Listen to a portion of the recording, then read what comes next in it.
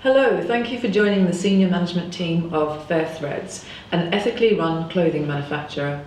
I'm Samantha Mason, Chief Executive Officer, and I'd now like to invite my colleagues to introduce themselves.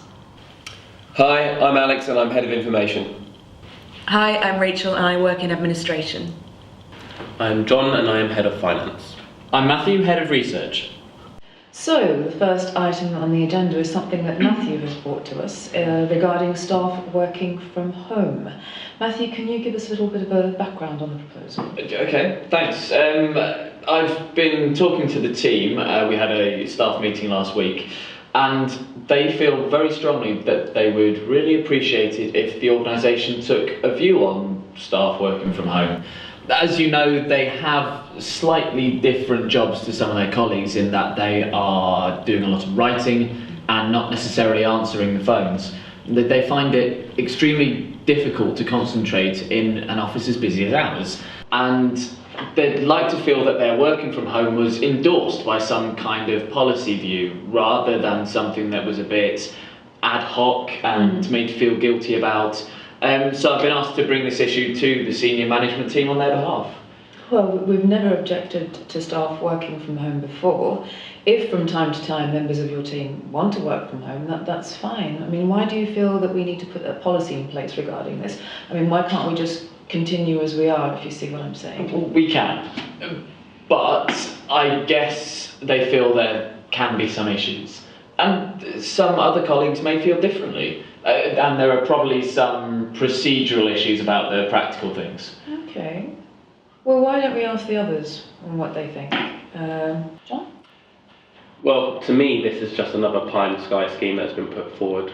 Has anyone done any work on costing? Are we going to be providing computers for them? There will be some insurance implications too. I just don't think this has been very well thought out yet. Well, costumes are certainly a concern. Anyone else? Alex, how do you feel about this? I don't see costing as that much of an issue given that most of our members have computers at home already, so that would be one less thing to worry about. I think it's a very good idea for our members, or some of our members, to work from home, particularly ones with families, as they would be able to have more input with them during the holiday period. I also feel that they would be less stressed if they could do work or something more important like a big project from home. Thank you for that. That is definitely an endorsement. Alex? Rachel? I actually work in administration and I know it wouldn't be possible for some of my team to work from home. And we have children too, so it would be fair to one section of the team and not to another. So I don't think it's a good idea at all, unless you want to present an image of alienating certain members of staff.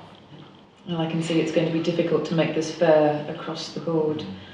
John, regarding the insurance angle, would we be liable if employees sustained an injury at home? Yes, there are certainly health and safety implications here, and I think we should look further into this before I can answer for sure. Okay, well, obviously we have relevant concerns on all sides. Matthew, you've had the feedback. What do you think?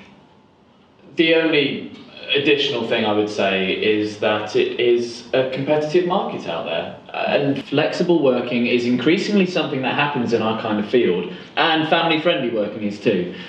I do think it's something we should look at, and there may be reasons as well that I need to hear as to why it's not going to work, but I do think it's something we should continue to explore, because I think the team would feel very fed up if it was just bopped on the head at this point. Well, yeah, we certainly have some very strong arguments in favour, including flexibility, accommodating working parents, and we're all aware of how busy the office can get, making it a very difficult environment to work in. We're overcrowded, the phones ring all the time, and it's something that John and I have been trying to address. So yes, there are certainly positives, except for when it comes to Rachel's team, where the proposal isn't so attractive. And of course, cost is a major concern. I mean, John and I have presented you with the financial statement for this year, and we just need to be realistic about what we can achieve.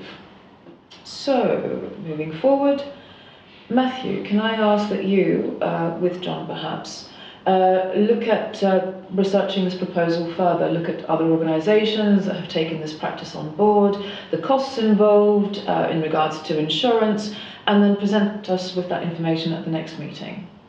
Yes, that's fine. John, if that's all right with you? Yes, that's fine. Okay, well, our next meeting is scheduled for a fortnight's time, and you will give a joint presentation then.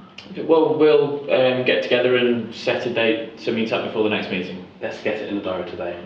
Excellent. Well, if that's all on that item, we'll move on to the next one, which is the strategic plan. Now, I take it everyone's read the papers?